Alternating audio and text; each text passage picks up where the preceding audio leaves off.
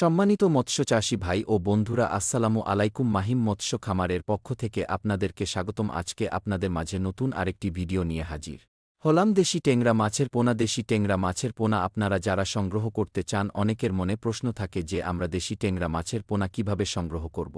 আমি বলবো যে ভিডিও টাইটেল অথবা টেক্সেশন বক্সে ফোন নাম্বার দেওয়া আছে, এখান থেকে কানেক্ট করে সরাসরি দেশি টেংরা মাছের পোনা সংগ্রহ করতে পারেন।